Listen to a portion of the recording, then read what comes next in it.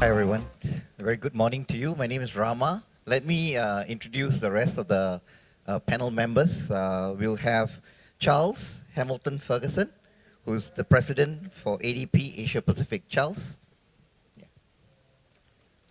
Round of applause. And we have Arun, who is the CEO for the international practice for Coreview Systems Singapore. Arun. And we have Dr. Tan, who is the Senior Director for Smart Nation Systems and Solutions at GovTech Singapore. Okay, thank you very much. I wish there was a little bit more people here. They don't know what they're missing because I believe we're going to have a very interesting conversation. So you guys are fortunate to be here. We're going to make this a really exciting and fun panel discussion. Now, the topic is about inputs for a future economy.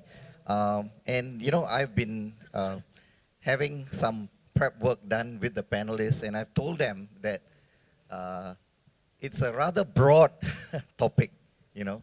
It could mean many things and yet mean nothing, right? So each of us here, the panelists, they all come from different backgrounds, and they all are working with organizations doing different things involved in different domains.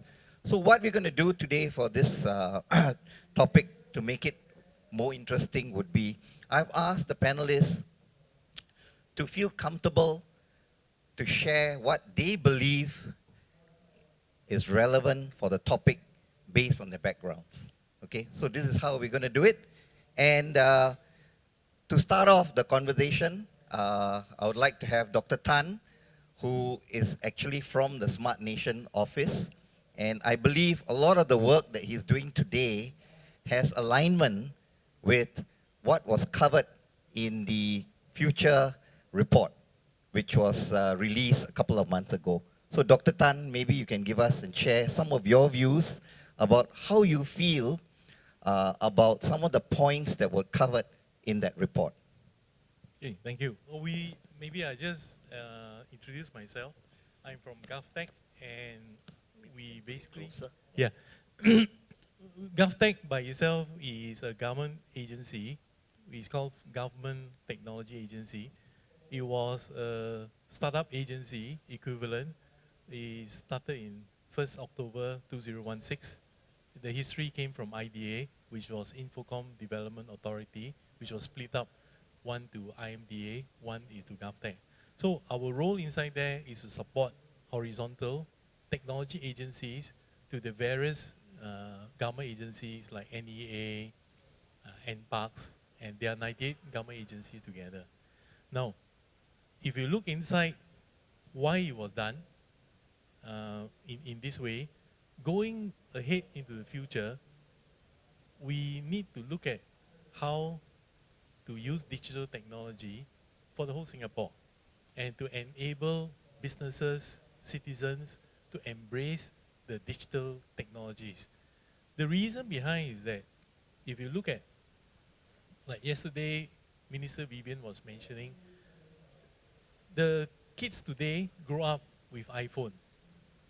They are already trained using digital devices. So you have citizens, people who knows how to use digital products, digital devices. How do you use that as a skill so that when they go on the job, it's easy for them to transit from digital devices, they can relate to go into the digital economy. Now, imagine if today the kids grow up without digital devices. They use chalk. You want to have a digital economy, I think it's a long transition to train them. But if you have your resource, your manpower resource, already trained digital economy, already trained to use internet, already trained to see technology, how to benefit themselves. So it's easy for them when they go to the workforce to have a job in that area. So if you imagine you have a resource which is learning digital technology, we must create jobs equivalent jobs so you can absorb them. The worst thing is that you create a job where you want to have, but your manpower you don't have. So when they join the company, they basically struggle how to change that side. So in the digital economy, there are a few things where for some of you will look at artificial intelligence, robotics, security. These are the three major ones. I just share with you when you say artificial intelligence. Today, if you look at accounting, auditing process is very regulated. Regulated in the sense of there are some rules to follow. Now, if you imagine you key in your accounts in a company and this data is stored in the cloud, then after that, why do you want to have an auditor to audit a computer system? It's a computer record. Then if you imagine if we start to move into computerization, some of these jobs like accounting into auditing function will change. But then people were saying, yeah, but it won't happen. I said, don't believe in that. Today, many of you, your income tax IRAS is automatically filed for you. Right? If it's filed for you, you actually enter there and just click, say, okay.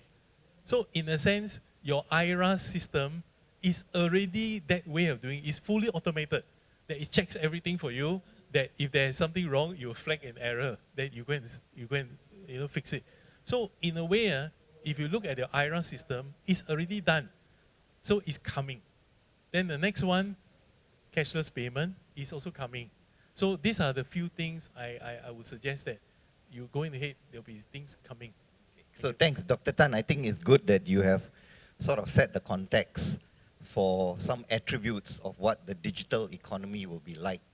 And I think you touched on a very good point there. It's all about ensuring that our human resources are ready.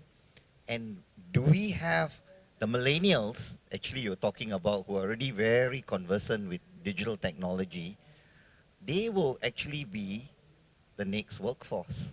They will be the generation for the future. So on this point, maybe this is when I'll ask Charles, because Charles, his domain and the current work that he's doing at ADP is all about human resources. So Charles, what's your take on what Dr. Tan has already said? Are you beginning to see capabilities, design, not only for the present but for the future? What kind of new jobs are you beginning to see in the kind of work that you're doing today? It's a great question. Let me start off by giving you an understanding of kind of what ADP does, and I won't do a sales pitch. I just want to explain to you what the company is. It's a 67-year-old firm. It's headquartered in the United States, and our headquarters in Asia is based here in Singapore. Since its inception, we've focused on providing outsourced services for the clients that we serve. The name ADP is actually germane to this point that you're raising, because the name ADP is obviously an acronym for automatic data processing. Sounds pretty boring, but it's actually really exciting. The predominant tasks that we seek to automate are very, very susceptible and ripe for the type of automation that Dr. Tan just brought up. Specifically, you mentioned accounting as an example. My firm on a yearly basis moves 1.7 trillion US dollars around the world on behalf of the clients that we serve. And we do a lot of payroll outsourcing. A lot of the actual process that's involved in that type of business operation is rote. It's very repetitive. So we are, kind of seizing the opportunity from an internal perspective to roll out and develop what we call robotic process automation, RPA, which to some extent, yes, is often referred to as a type of artificial intelligence. We are now experimenting with actual machine learning so that the processes start to actually become proactive rather than programmed and reactive to a task. But to maybe make it more germane to your question, we serve companies across every spectrum of industry, from large global banks to small hawker center management companies, as an example, here in Singapore. And the predominant role that I interact with on a daily basis is either the CEO or the CHRO, the Chief Human Resources Officer. By and large, and I participated in a study that was done through Hayes, which is now part of Korn Ferry, and The Economist, the intelligence unit, who went out and talked to a wide swath of, in this region specifically, CEOs around what's the skills future that's required for the future of work. How do we skill up? The vast majority, 90% of the CEOs that we spoke with, said they are personally involved in the skilling up agenda for their workforce, which is great. 70% of those CEOs also said they felt that they were making great progress towards the preparedness for this future state of disruption in an artificial intelligence-led environment. The next layer down, the managers that report to that C-suite, 37% said they felt they were prepared. So the disparity there, that delta, tells us that, we admit we have a challenge, but there's a big disconnect. To the point of, the automation and the impact, I think that what I see in our business and in the people that we work with is that, and I was speaking about this earlier with the panelists, there is an environment that's becoming rapidly apparent where the resources that are put into motion to tackle tasks at work are both human resource and virtual resource. So the question isn't, are our jobs going to be replaced? Are robots going to take over? Is it Armageddon? It's how do we realistically blend the future of work from a productivity lens? And the CHRO ultimately will become the chief productivity officer in the firm, managing virtual resources and human resources. Does that answer the question? Yes, Yeah. it does. In fact, you raise a very good point, which I may, if you don't mind, I'll quote. You said that jobs of the future would have a hybrid of human and virtual. Of course, the proportion will change according to the skill sets and the requirements of the job. The more process-oriented it is, probably it can be replaced, right? I mean, by how much, it depends on the nature of the job. And this is where maybe, Arun, I'd like you to come in now because of the kind of work that you guys are doing at Coreview. And you shared with me some case studies where automation has played a large part in terms of what you do for your clients. Mm-hmm. I would like you to maybe relate some of these use cases, but more importantly, tell us with that, what kind of challenges have you had getting the right skill sets, the right capabilities for people to handle those kind of projects? Sure. Hi everyone, my name is Arun. I'm from Coreview. And like Rama was mentioning, we have done some implementations for some IoT projects, and they are actually kind of disruptive from the point of view that some of the work that is being done is actually automated, and it takes away from what a human would do. So I'll maybe give an example. So one of them is actually smart inventory management, which means that there's no need for a person to actually go in and count and take inventory. It all gets automated.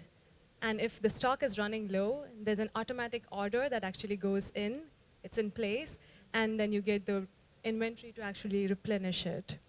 So obviously, when you hear something like that, it's like, hey, that one person who was going to count, maybe is his job going to go away?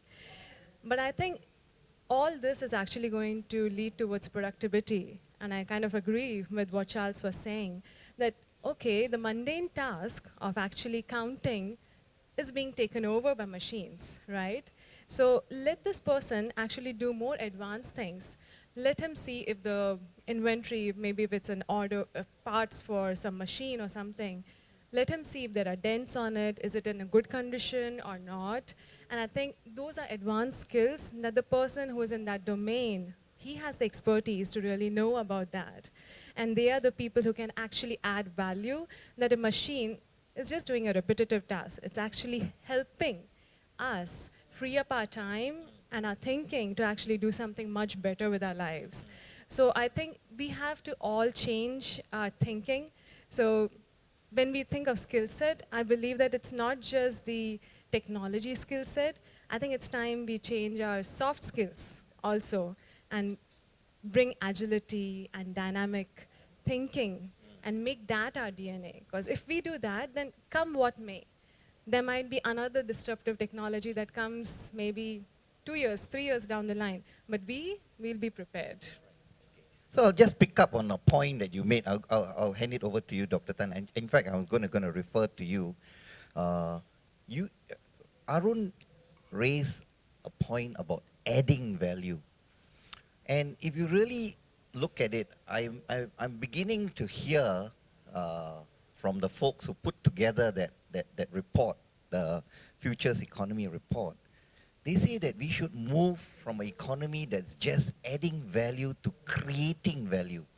Okay, so there is a distinction now between just value adding and creating value, and that's why a lot of emphasis right now is on innovating, having capabilities to innovate, be creative, create something that disruptive. So this is where I'd like to hear your views, Dr. Tan. What's your view? What's your take on this? Okay.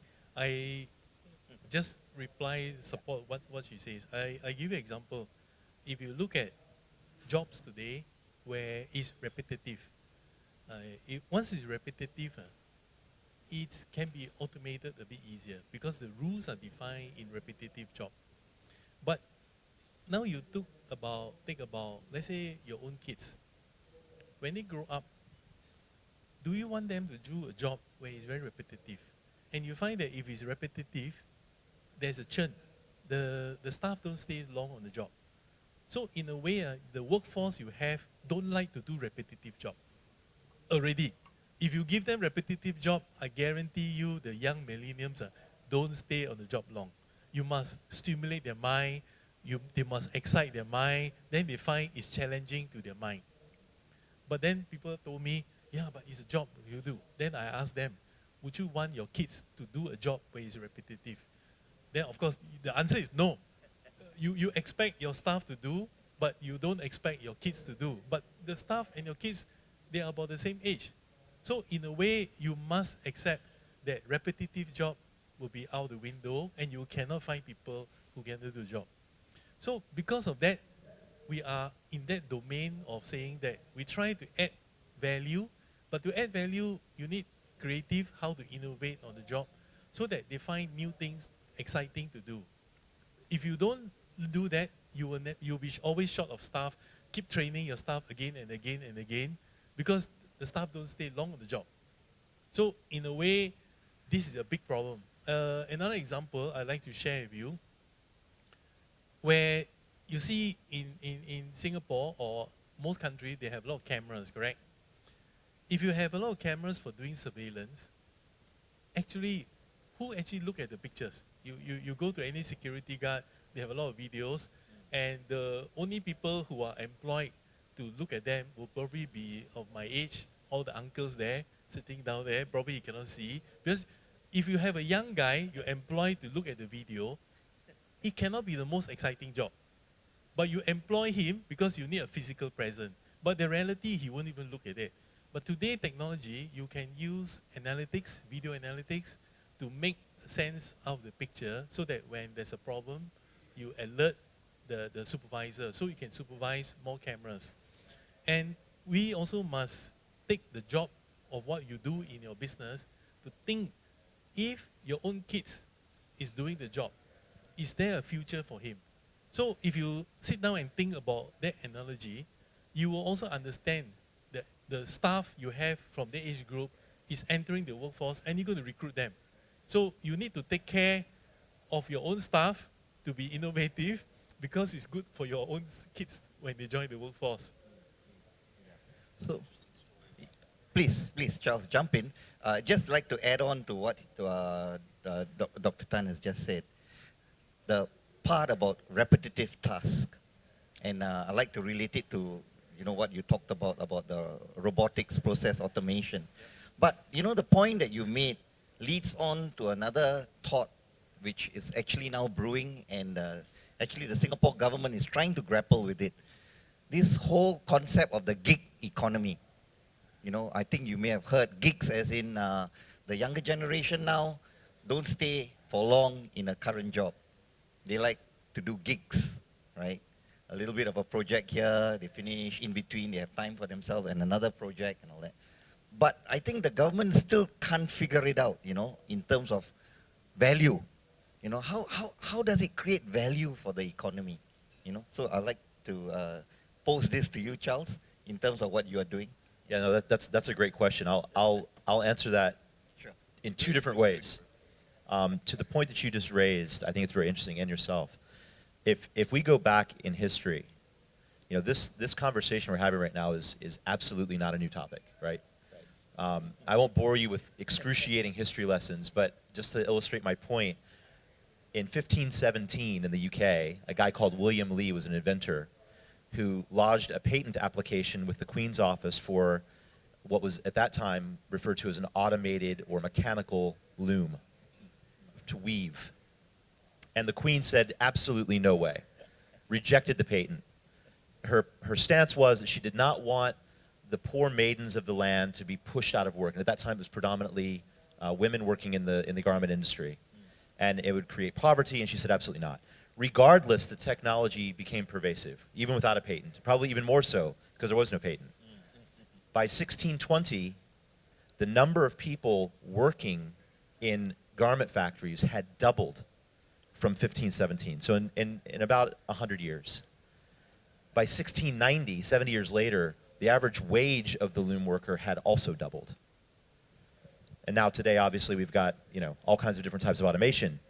There was a gentleman called Ned Ludd who in around 1620 started a movement to go around and smash the looms. And the movement was called the Luddite movement, which ultimately became a euphemism for technophobia, right? A Luddite is someone who has fear of technology.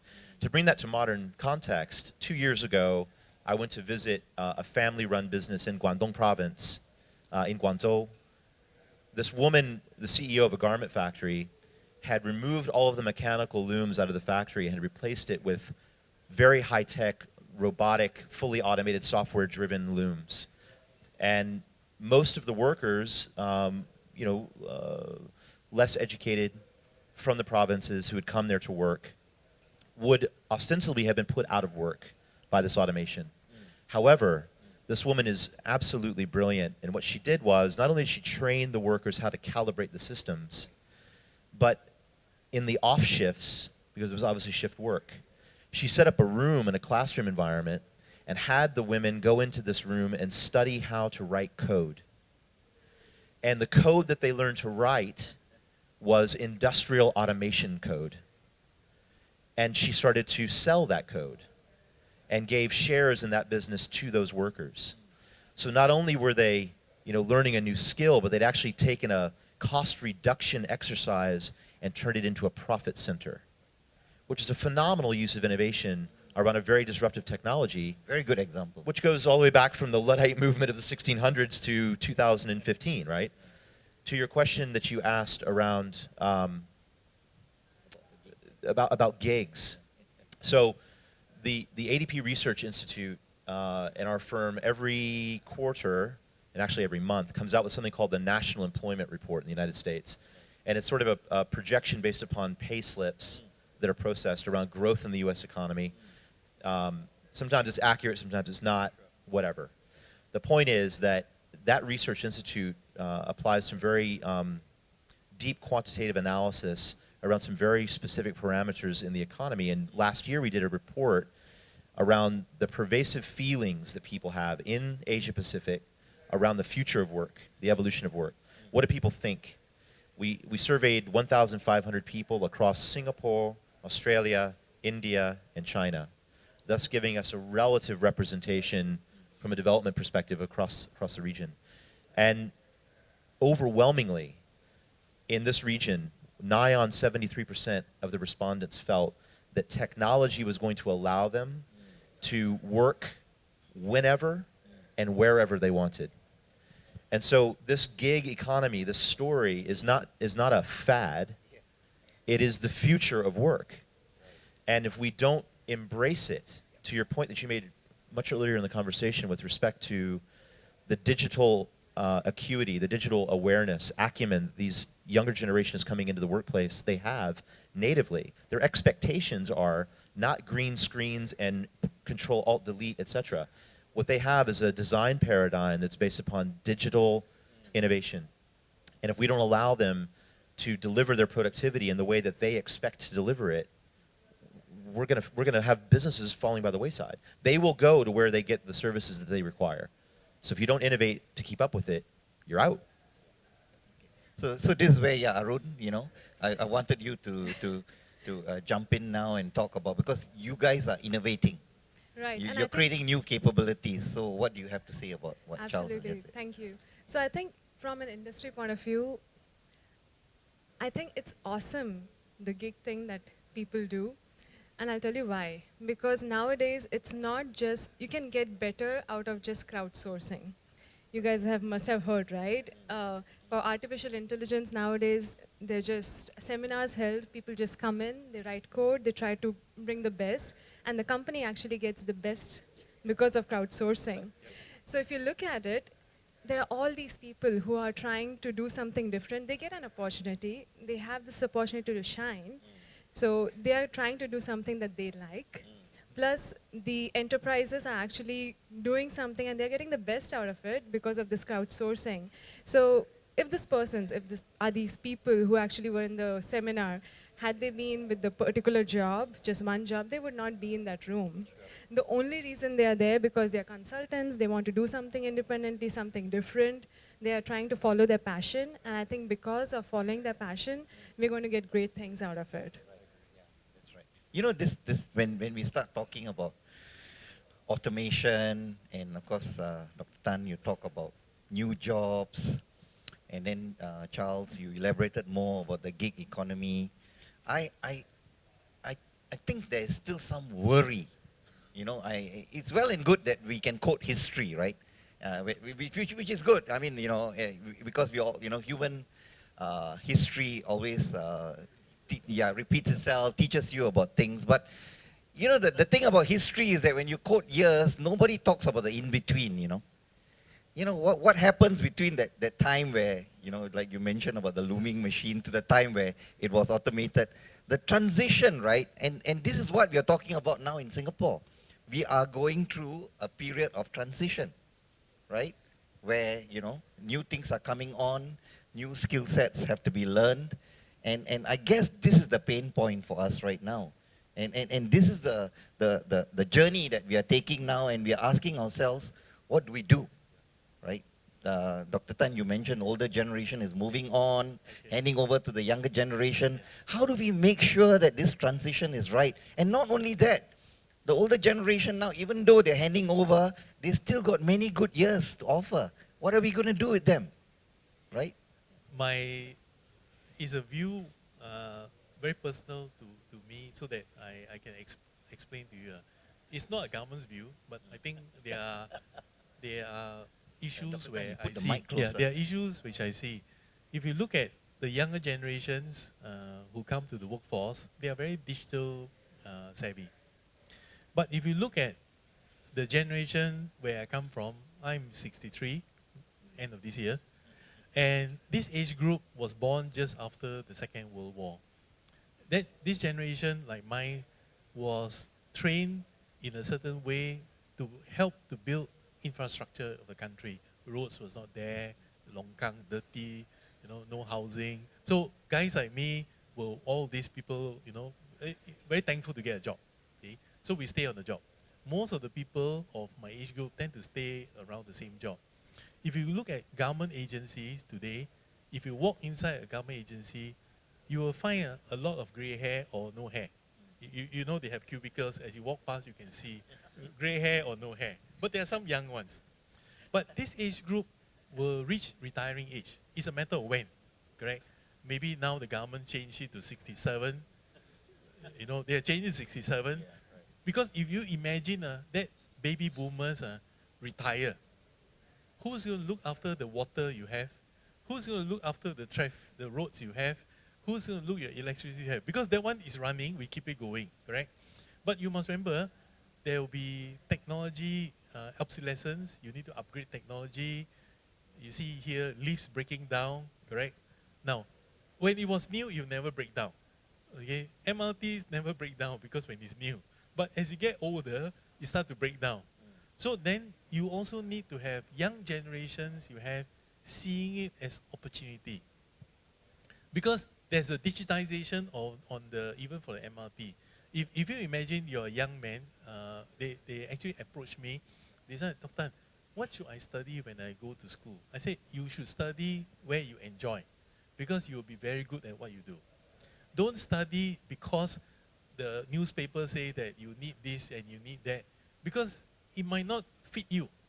A typical example, some of you are aware, about 10 years ago, Singapore was promoting games, correct? Game software. Look at it today, where the industry has. It's gone. Okay, let me explain to you what happened in reality. When the student who joined the games, because they like playing games, they thought that it's fun.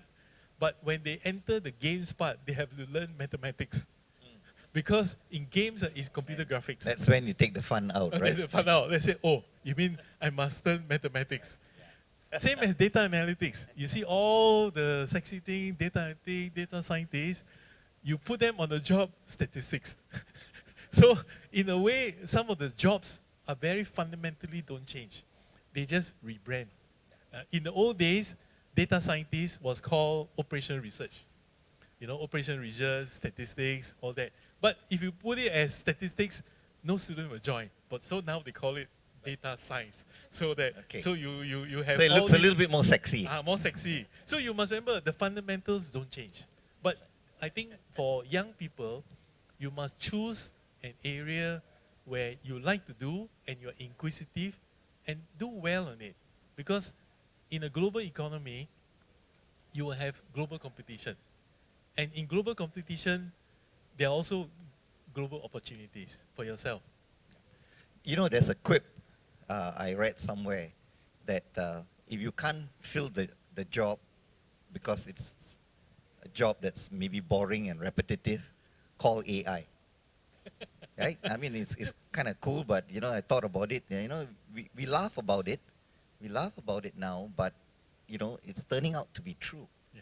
So this is where, Charles, I just want you to maybe say something about AI, because I believe you guys are using AI in the work that you're doing. Maybe you want to just say something about that, you know, in terms of what it means to the workforce. From an ADP perspective, and just to be clear, in this region particularly, we have 13,000 employees across Asia Pacific. The majority of them are in what was perceived in the past, mind you, to be low-cost labor environments, right? So traditionally, the American view, and it's an American firm, was, you know, ship it to China, ship it to India, ship it to the Philippines, it'll be cheap, we'll make a lot of money. Yeah. Now, what my colleagues in the United States have failed to truly understand is that these markets don't have the technology debt that North America and Europe have. Most of the companies that we serve across this region are less than 20 years old. So therefore, the infrastructure, the digital sort of plumbing, the technology they use is set up. It's to some extent future-proofed. Not totally future-proof, but it's better than most.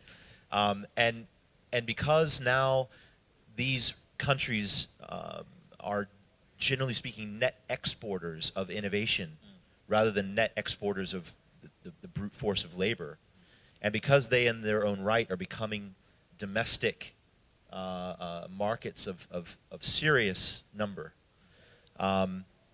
we, from a business model perspective, have to reevaluate the whole route to market. It's not predicated anymore on the back of low-cost labor. Now it has to be predicated on the back of accuracy and productivity.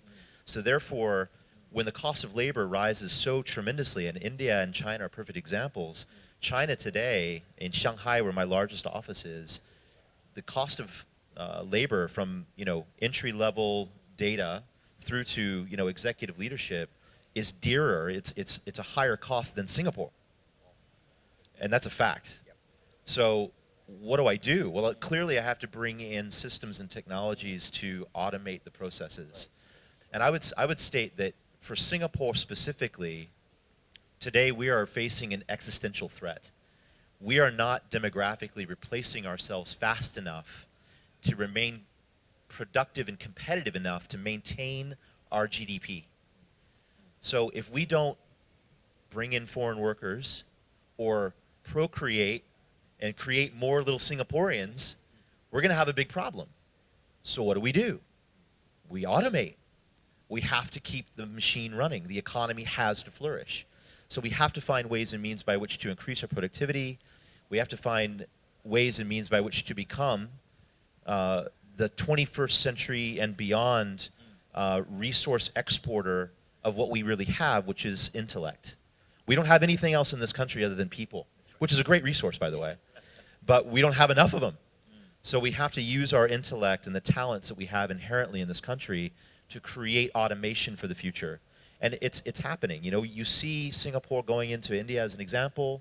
We're helping to build a new capital in a brand new state. We're going into Myanmar. We're doing wonderful things in Myanmar from an infrastructure perspective. There's a lot that we can do, but we have to get more creative around how we do these things. Good point, Charles. It's a bit of a conundrum, I think. Yeah, on one hand, exactly, the innovator's dilemma. You're right. We're creating new jobs. We want to keep the current workforce lively and still, circulating. But on the other hand, we are not producing enough, and we need to bring in automation. We need to use AI. So it's all, a nice dilemma. At the same time, worrying in a sense, and maybe that's why the government decided that they had to put together the Futures Report to address those issues, so that we are not in denial. We realize what the issues are at stake and what we need to do. So at this point, it might be good now to throw open questions from the floor, or even from the pigeonhole. Maybe you could bring up some of the questions and then show it on the screen so that we can use some of those questions to ask the panel members if they were to take any of those questions. So can we have those questions, please? Yeah. Thank you. Okay, so there are a couple of questions there. One with slightly more than one vote, 2 votes. Okay, I'll take the first one. Yeah.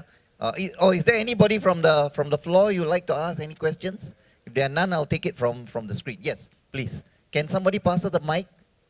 Thank you. Thank you very much. There you go. Thanks. Yeah. It would be good if somebody could turn it on. This is a leadership forum, and I think in a way I would like to have a little bit more differentiated views on automation, because there's also a value in the analog, to say it frankly. And for instance, repetitive work, every work, whatever you do, if you're a teacher, professor, researcher, you also do some repetitive work. And sometimes repetitive work is actually quite valuable. And so I think sometimes if we have this talk about the future of work, we are oversimplifying. And it's not like everything will be automated, we focus only on the creative value-adding stuff. I think we need a more differentiated view of how we work and what we do in the digital age. So I would like to hear a bit more of those opinions. Thank you. Please. Yeah. I thank you very much for your question. In fact, before we met, I also raised the same topic. In the digital world, you have the new things coming, but actually a lot of things we do in the operation part is called OpStack. We call it OpStack. You maintain systems, maintain the water supply. It's a traditional space. But in this space, the thing is that even in Singapore, in fact, just this week I was talking to one agency. The mundane things, people think is mundane, but actually it's very useful. Example, in Singapore, I just found out just a week ago, every tree in Singapore has a RFID tag. And in this tree, it's like a birth certificate. So they maintain all the tree. But nobody talks about it. So I only discovered only a week ago that Singapore was doing it. So all the trees in Singapore are tagged. As a birth cert. So every now and again, the national parks will know when to prune the Yes. tree, Yeah. when to water the tree, Yeah. and you know, every single tree Every in single Singapore, tree. right? So these are operational part where it doesn't appear digital economy, but sometimes those jobs are useful to do, and it's also exciting part because there are some people who are very passionate about, you know, trees, plants, and greens. So this type of conversation we must also surface to make sure that we are balanced in our view while maintaining what we have plus doing what we're going to do. So the tendency unfortunately in the hype, we tend to talk about future. We should also discuss what we have done so far and we learn from it. So in a way, to take the point made, oversimplification, it's not necessary that all jobs will be completely replaced. There will be jobs where, yes, some parts of it will be digitized, but you still need the human angle, the final decision, the know-how, right? The domain. Some of those skills cannot be replaced. Yes, no? How about other panelists? Yeah. So maybe I'll add another example from a different domain. So healthcare, right? So blood pressure measurements and everything is quite automated, right? You just put your arm, you don't really need to have somebody to pump and everything. But as a pregnant woman, your blood pressure may be very low, right? So a pregnant woman walks in and the blood pressure is very low, there might be a siren, there might be an alarm, oh, this lady's going to fall down.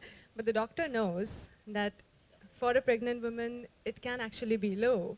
So it's that industry knowledge, putting the two together, which a machine cannot do. And I think there's still going to be a need for, for that, for human intervention. Charles, anything to add to that? Yeah, I take your point. I mean, it's extremely simple to oversimplify this topic. It's not a trivial topic. It's very complex. I personally, and the companies that I work with, we tend to take a very realistic view. I certainly do not believe that, you know, we're going to wake up in 20 years in this dystopian, you know, fully automated world where we sit around like plugged into machines and just eat and watch videos, right? Like, I don't believe that. I do believe that there's going to be construction work and there's going to be maintenance work, and even in professional white-collar environments, I mean, you still have to analyze and understand insights from data. So I believe that we're going to simply augment the work that we do logically through different forms of automation.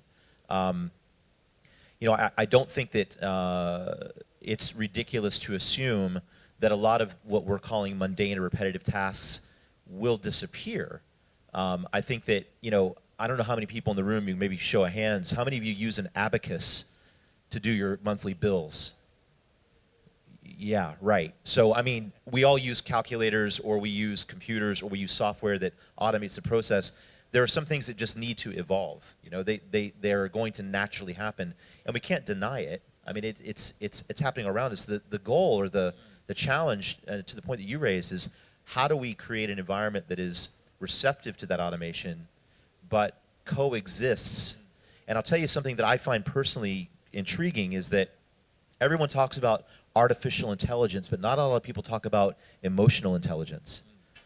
And humanity is the emotional quotient in this narrative.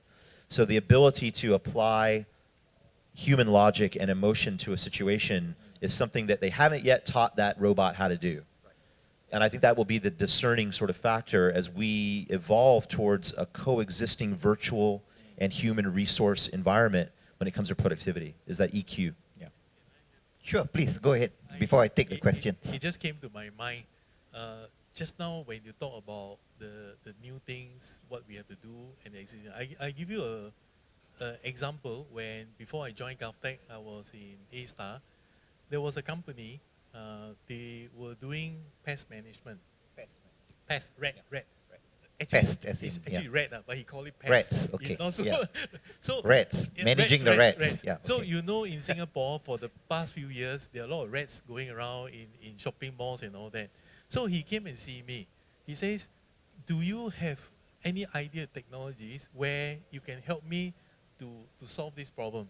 So I said, I'm not a rat catcher, so you are. So then, but he says, I want to try sensors. I said, rats, cats. Then you got to have a new set of problem. Yeah, a So- cat sensor. So what we did was that we put sensors into those areas where, because today in rats, when they want to catch rat, they put traps all over the place. But the problem is that you put rat poison, you put there, you might be overdoing it. So you have dogs eating the poison and they die. So you have different set of side effects. Or you put too much in the wrong area. How do you know the rats are going that side or that side? You know, rats are not so like predictable. So what we did in A-Star, we developed an IoT technology to sense where are the areas where the rats go often. Then you target the area where to put traps. Rather than you put traps, where are you going to put? Let's say you talk about Singapore Expo. Where are you going to put the rat trap? Correct? So in a way, we use technology to help a traditional business to become more efficient. And then after that, on the back end, we do the analytics. So you see, it's not the end of digital technology means it doesn't, we can augment. Good point. Yeah, that's right. Maybe this is where I'll just take, what I'm going to do is that I think there are two questions there. I think I can probably combine them. Essentially, it's talking about what sort of talent or IT capabilities, required in some areas for us to realize the smart nation vision. Okay, so maybe Arun, because of the nature of the work that you're doing, more on the ICT part, you have talent, I'm sure, from all over. You use Singapore talent, you probably use some from the US, some from India. Do you have any opinion on what do you think needs to be done more to develop the talent, the IT talent in Singapore?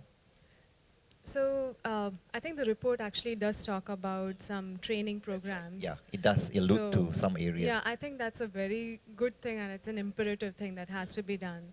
So computer literacy, phone, app literacy, because a lot of things might end up going into apps. So the pioneer generation, I don't know how comfortable they are with apps. So maybe getting them more trained on it. Another concept which is also in the CFE is about place and train. I think Place and train. Yeah, I think that is what is needed, because a person may not have the skill set, but if you see a potential in the person, by all means, we should hire that person and just train the person, because we all have trained, right? We were not born with software skills, hardware skills, nothing. So we all can be trained. So I think if we do that.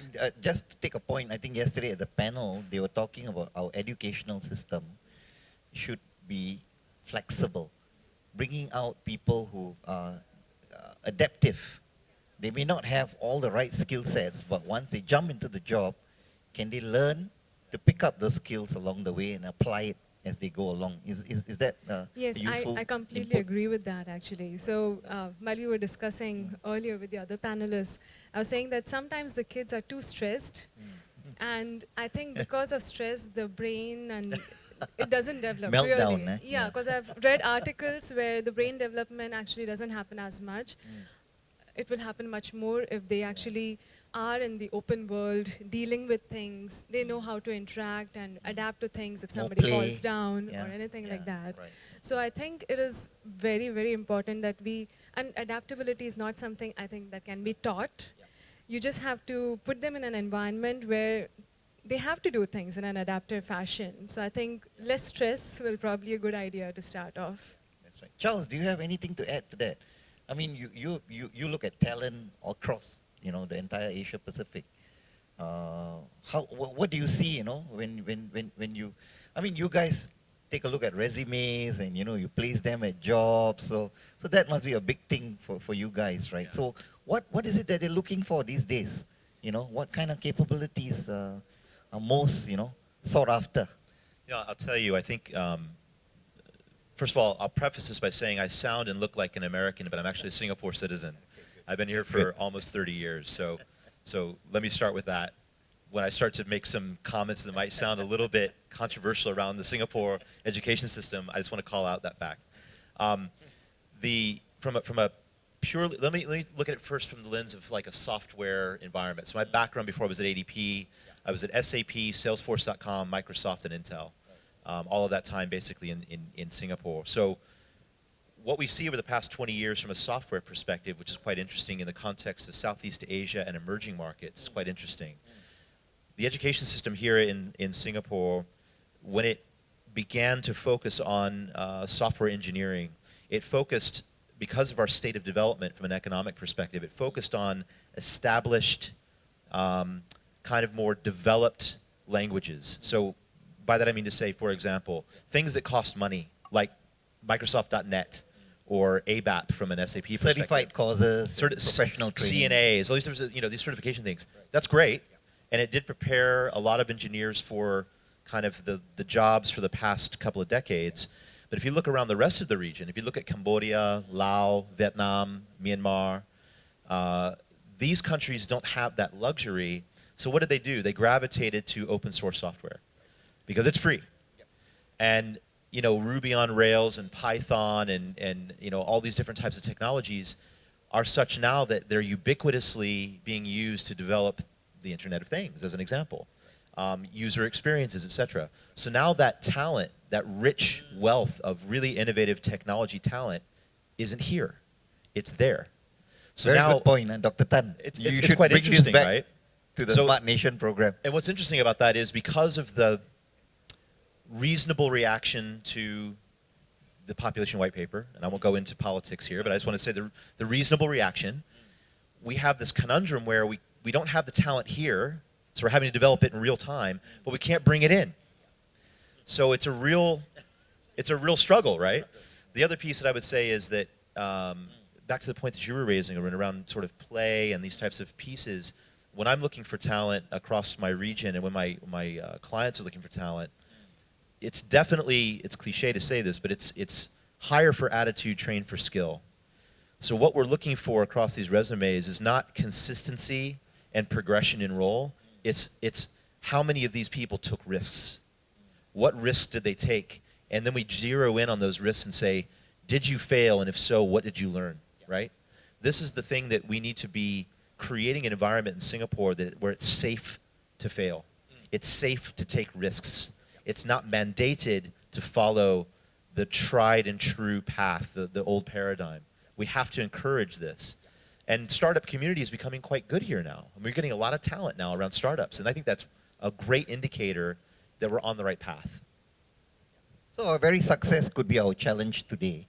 In fact, the point that you made just now about going for the tried and trusted certified courses, like Java, whereas the rest of the world have already moved on using open source, and they're using that to create new value, whereas we may still be on the course of just adding value, and there lies the chasm, right? And so as long as we accept that notion that there is a gap and we need to accelerate, our educational system, our learning skills, bring in expertise, bring them here and learn from them, and then collaboration, partnership. That's really the name of the game today, because nobody has monopoly, on everything today. You have to learn to work with the ecosystem, and the ecosystem may not be just here in Singapore. It goes beyond. It could be in the region and the rest of the world. Yeah, please. If I may. So I think the universities here do a fantastic job of exchange programs. So like I have a partner company in US, Mercato, and they had a number of interns from NUS, and sure enough, they are an integral part of the company in the US, plus they have now set up a company over here in Singapore. So I think that's the thing that is needed. Exchange programs, get the internship, get the experience, set up over here so that we can learn the new skills over here as well. Because sometimes innovation happens all around the world, right? So this gives an opportunity for Singapore to stand a chance and actually do better things. It's already coming up to an hour, but I'm still open if there are any questions because it's kind of interesting. I wish I could carry on with this conversation. But any last few questions from the audience? If there are none, I would probably, yes, there is one. Yeah. Okay, please go ahead. Hello, I'm a designer, but entered the education field. And it's kind of interesting hearing your comments in terms of the direction that education needs to take. But for me, it always seems like it's more adding the skill sets into the existing institutional system, where it's just coding classes and so forth. I wanted to hear your take on whether and how education should evolve or become just revolutionary in itself. And because what you just said of, you know, people going out, adaptive learning and so forth, I almost see that as the direction education needs to take, but currently we follow a very institutionalized system. Anybody would like to respond to that? I share with you a very similar example, but this is actually my own personal life itself.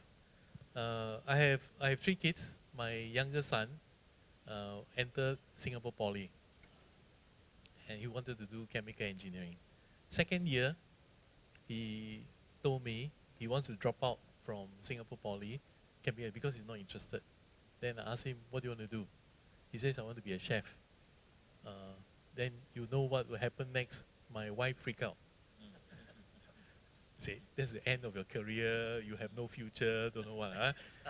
Now, because of that, if you imagine, the kid want to drop out.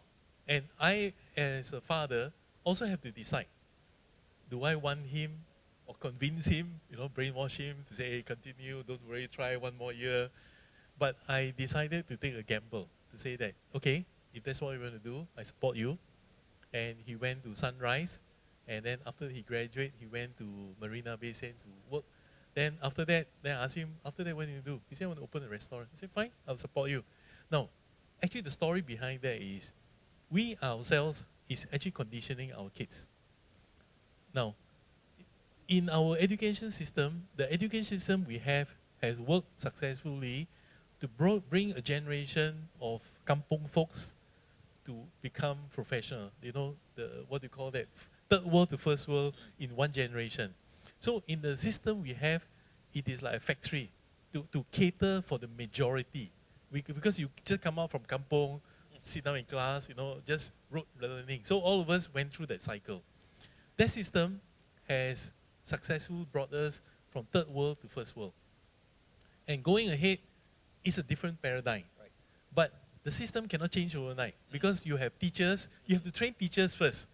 If you, a lot of mindsets also. Yes. So even the parents have to also accept. So even though we say, yes, we will change, your parents have abolished exam. I think the first thing the parents will tell you, no, cannot. Right. So we are actually all integrated inside there. What you say is correct. There is a need. But then we ourselves are parents. But do we allow that to happen? If we say yes, then it's easy to change. But if what you ask for, we agree. I also agree with you, we should do it. But there are a lot of parents who will not want to do that. They want to go to a proper area to be certified, to come out. I just put a poll. Those who have kids here, if we abolish the system, I said there's no certification, no need, just go there and do whatever you want. How many of you would accept that as parents? Because you are the ones who will influence the education system. We are not. We are a facilitator that we have to cater for your kids so that your kids grow up to get a job. So in a sense, it's a chicken and egg. You are part of the system. Right. Anybody would like to add to that? If not, Charles, yeah. I think to your point, Singapore is really brilliant at embracing new things and spreading them across in sort of micro segments across multiple different areas, whereas a country like China might go deep into one particular area, right? So as an example, China within the next decade will have over 600,000 processes replaced by mechanical robots, so manufacturing, whereas Taiwan and Korea are going to be half that. We here have spread sort of the whole, we kind of season things, you know, a little bit rojak, you know, we kind of spread things around, you know, mix it up. But we also do some things that are quite interesting. Look at SOTA, right? You're an educator. You're here in Singapore. School of the Arts is a great example of where, SOTA, yeah. I mean, that's a complete paradigm shift off of the classic Singapore education system to create that institution and focus in on the arts. Why can't we have something like that around entrepreneurism or coding, you know, code school or whatever? And across the street, right? Singapore University of Technology and Design. I mean, that's a bold step for this country to take, and that's a very aspirational school now for a lot of the kids that I talk to in my community who want to graduate and go to that school, whereas before, you know, it was NTU and US or bust, right? And SMU as another example as well, and all the things happen, PSB and ESB and all these different things. But I do feel, to your point, that we cannot simply add the cool elective class and assume that that's going to change the course of the next generation coming through our system. We used to be a role model, and we exported the model all around the world. People studied the Singapore education system as the pinnacle of innovation in education. Now people look at Finland, right? The Finnish system and how they do it, and their system is based on play. So how do we recreate the goodness that we built this nation on for the next phase? And I think that's a great question that you raised. And I mean, I don't have the answer, but I think it's there. Because I'm going to close it up very soon. Yeah, great. Not an education expert, a mother. So comes from that perspective. I really wish that there are more parents like Dr. Tan. Because I think it all comes down to parents, that if they are open, then I think there can be a change. Right. There can be a system wherein, you know, you can try to meet both, wherein there can be a basic curriculum, but you try to encourage the kids to actually think and ask questions instead of kind of telling them, hey, X, Y, Z, this is what you should know when you learn about plants. Instead of that, why not give them a plant, ask them to grow a plant, kind of get them more things that are tangible in nature so that they actually know how to deal with things, and maybe a plant won't grow, so they have to deal with that also. So I think that kind of a thinking system may actually help. I think you all raise good points. I don't think we can crack this problem that we may be facing, but I think those are very useful points. And I do believe that the government is listening. We're taking small steps. And to your point about SOTA, I met somebody yesterday at this conference, and he told me that there's a University of Sensors in Scotland. A University of Sensors. And I said, wow, that's different. Yeah, he said, you know, you go in there and you learn nothing but sensors. Yeah, I'm just trying to figure out what the curriculum will be, but it's interesting because it's really the wave of the future, right? And there are people who will be interested to be in a university like that. Yeah, right. Okay. So on that note, I'll have to put an end to this panel discussion. I think we could go on for the rest of the day, but that's all the time we have left. So can you please put your hands together to give the panelists a round of applause? I think they've done a really good job. Yeah. And thank you very much for being here and joining in with the conversation. And I hope that you'll take away some useful tips from what you've heard so far. Thank you very much.